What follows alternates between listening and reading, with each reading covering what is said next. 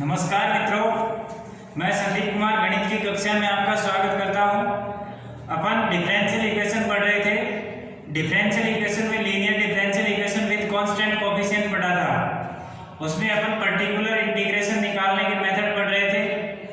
उसमें भी अपन ने डिफरेंट टाइप के 3 या 4 मेथड पढ़े थे। आज अपन नेक्स्ट मेथड पढ़ते हैं कि अगर अपने साथ qx जो है, qx में e की पावर ax के साथ में अगर कुछ आ जाए, sin ax cos ax या x की टर्म आ जाए, तो हम उसका सॉल्यूशन किस टाइप से करेंगे वो मेथड पढ़ेंगे। यानी कि e की पावर ax के साथ में sin ax cos ax आ जाए या x की पावर n की टर्म आ जाए, तो उसका सॉल्यूशन कैसे करेंगे। तो नीचे जैसे pi निकालते थे 1/fd होता था, हम e की पावर ax को बाहर लेके आएंगे और 1/fd d की जगह लिखेंगे d प्लस a। ठीक है, 1/fd प्लस a लिखेंगे और e की पावर ax बाहर, बचा हुआ sin हो cos हो x की पावर n हो, जैसा भी हो उसको ऐसे कैसे लिख देंगे। और फिर वो मेथड उसमें बन जाएगा 1/fd, पहले fd लिखा था तो fd डैश लिख लो, 1/fd dash cos ax sin ax या x की पावर m में होगा, जो आपने पिछली कक्षाओं में पढ़ लिया है, पिछले लेक्चर में देखा था आपने। अब देखते हैं अपन क्वेश्चन के बारे में, एग्जाम्पल के बारे में। मैं एक बार थोड़ा सा मेथड के बारे में बता देता हूँ। अपन पढ़ रहे हैं डिफरेंशियल इक्वेशन।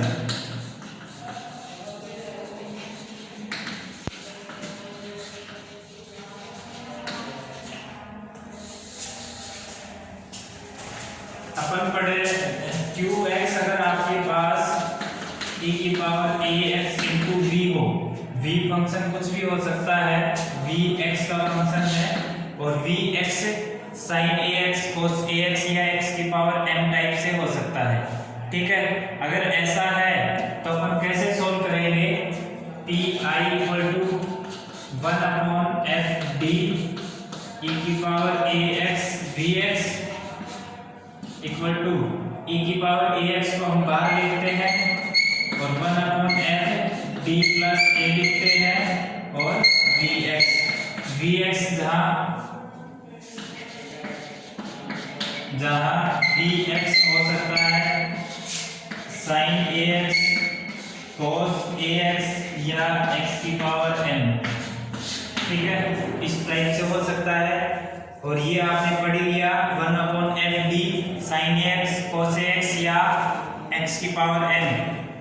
इसका सॉल्यूशन कैसे करते हैं अपन ने पीछे वाले लेक्चर में पढ़ा है। ठीक है, अब नेक्स्ट क्वेश्चन देखते हैं। अपन क्वेश्चन का सॉल्यूशन कैसे करेंगे, देखिए।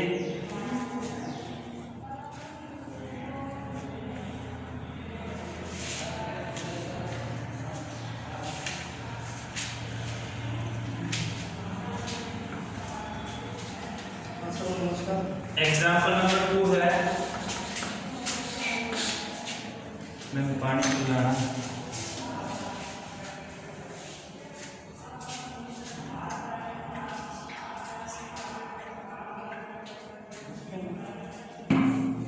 देखिए, अपन एग्जाम्पल नंबर 2 कर रहे हैं। d square plus 4d minus 12y equal to x minus 1 e की पावर 2x। ठीक है, अब इसका सॉल्यूशन करने के लिए अपन क्या करते हैं,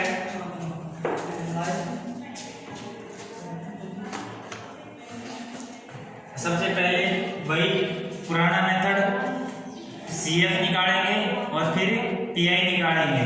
CF निकालने के लिए to find CF, auxiliary equation,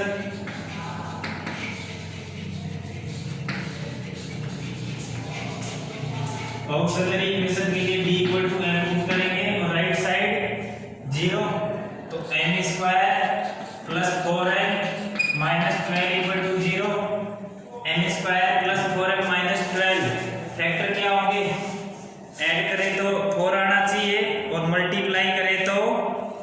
minus का 12 आना चाहिए, ठीक है।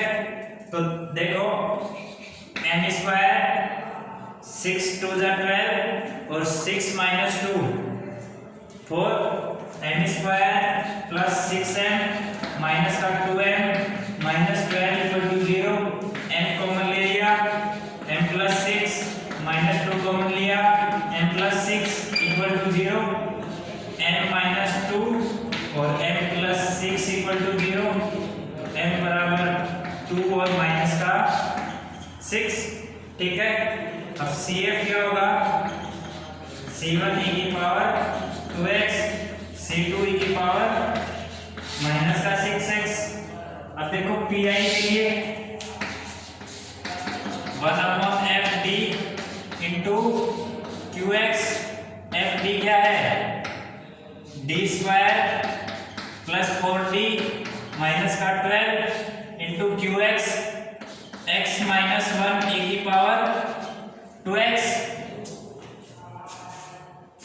PI 1/FD इंटू QX और QX क्या है x माइनस 1 e की पावर 2x। अब हमने क्या देखा कि जब e की पावर ax के साथ में कोई x की पावर m की टर्म हो, sin ax की टर्म हो, cos ax की टर्म हो, तो उसका सॉल्यूशन कैसे करते हैं, e की पावर ax बाहर और d की जगह d प्लस a, तो e की power 2x 1/d plus 2 whole square plus 4d plus 2 minus का 12 इंटू में x माइनस 1। अब ये e की पावर 2x 1/d प्लस 2 का whole square d square plus 4d plus 4 plus 4d plus 8 minus का 12, x minus 1 8 plus 4 12 और minus का 12 cancel. e की power 2x 1/d square plus 8d, ये 8d प्लस d स्क्वायर और sorry ये x minus 1 बराबर e की power 2x common लिया, 1/8d कॉमन ले लिया, 8d कॉमन लिया तो 1 प्लस d स्क्वायर में 8d का भाग देंगे तो d/8 आएगा, x माइनस 1, ठीक है। अब मैं इधर से थोड़ा साफ कर देता हूं।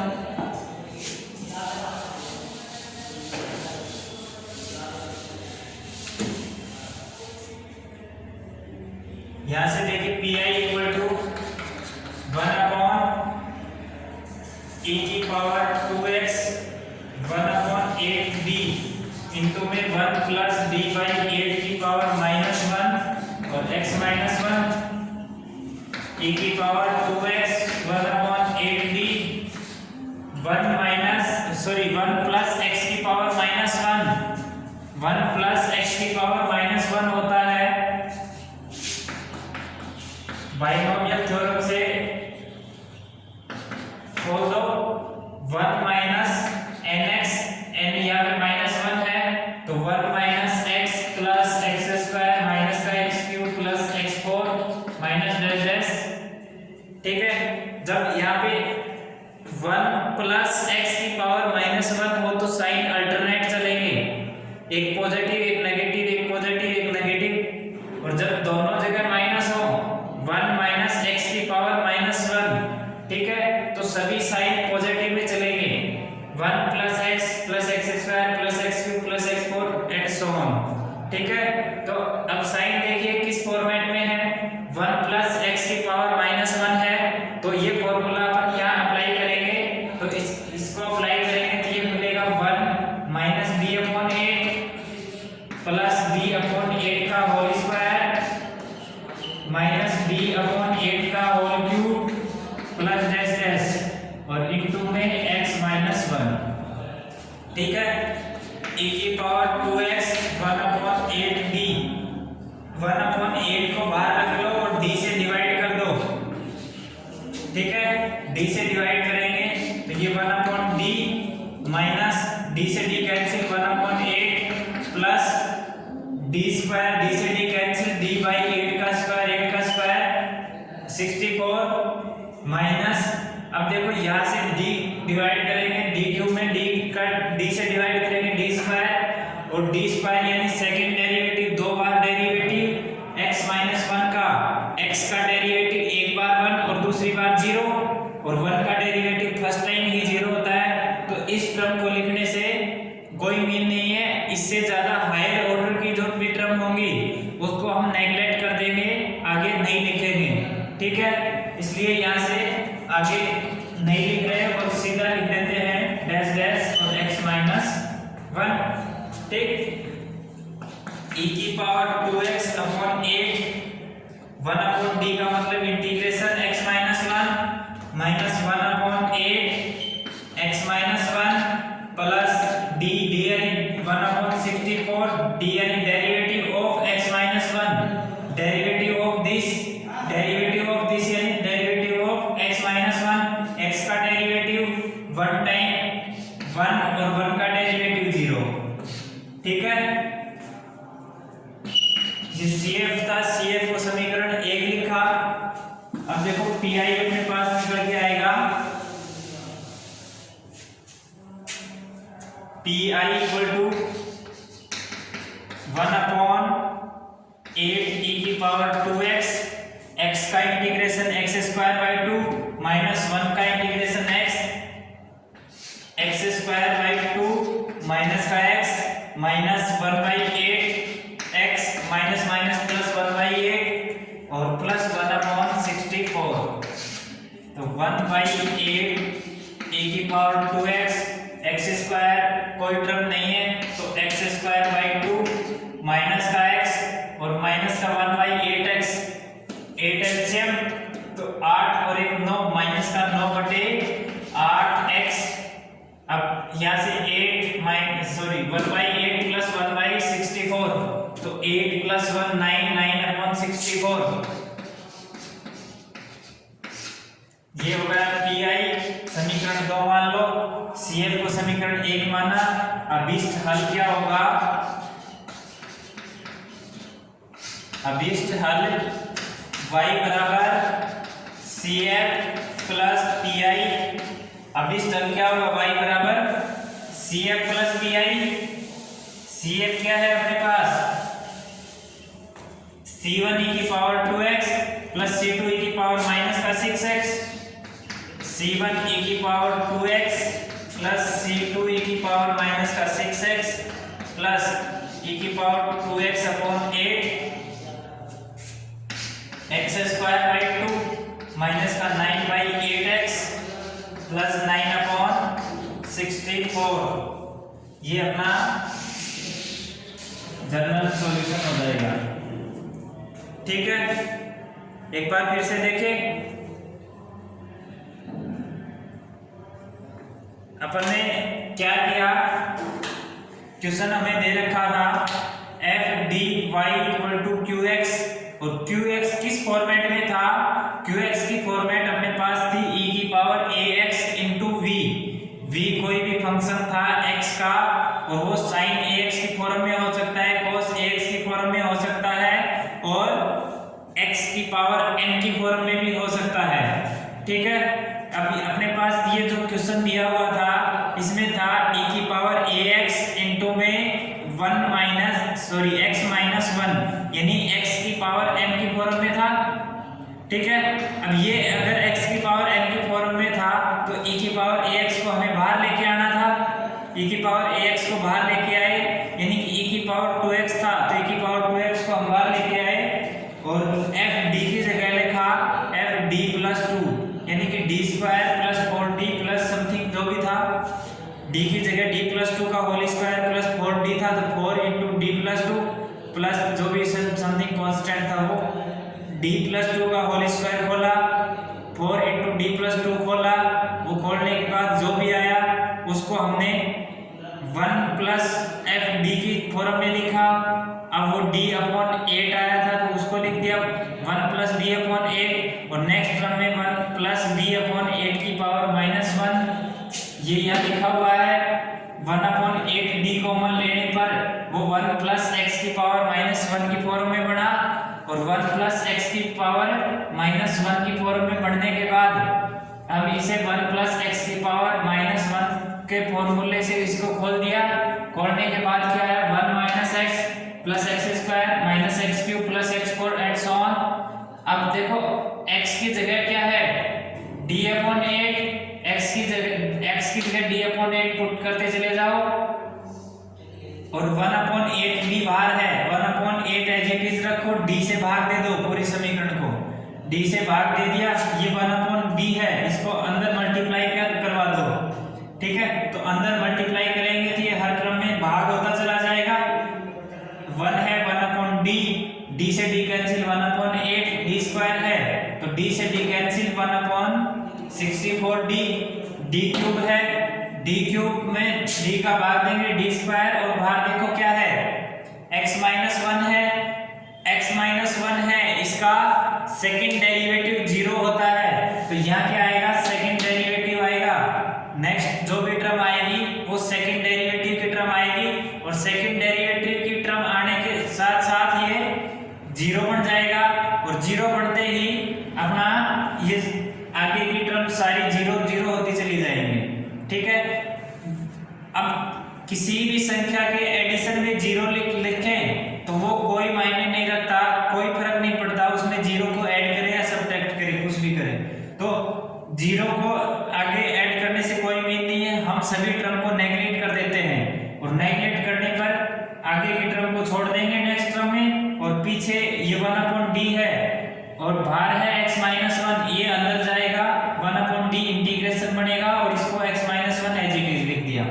ये 1/8 से मल्टीप्लाई होगा x माइनस 1 प्लस 1/64 d यानी d derivative of x minus 1, x का डेरिवेटिव 1 और 1 का डेरिवेटिव 0, ठीक है। इसका इंटीग्रेशन कर दिया, इंटीग्रेशन करने के बाद मैंने यहाँ लिखा है मैंने इसको यहाँ लिख दिया pi इक्वल टू 1/8 e की पावर 2x, x का इंटीग्रेशन x स्क्वायर बाय 2, 1 का इंटीग्रेशन x और 1/8 x माइनस माइनस प्लस हो गया 1/8 प्लस 1/64, ठीक है।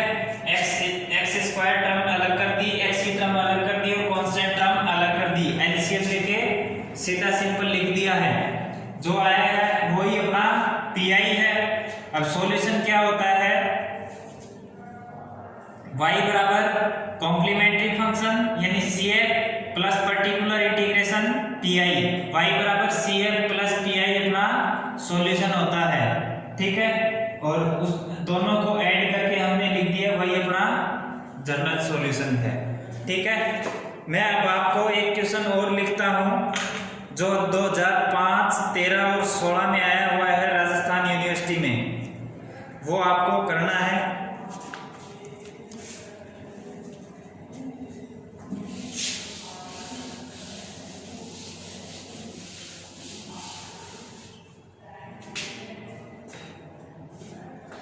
एग्जाम्पल नंबर 3 है d square plus 3d plus 2y equal to e की पावर 2x और sin x। बहुत आसान सवाल है, pi के बारे में थोड़ा सा डिस्क्राइब कर देता हूँ, सोल्व आपको करना है।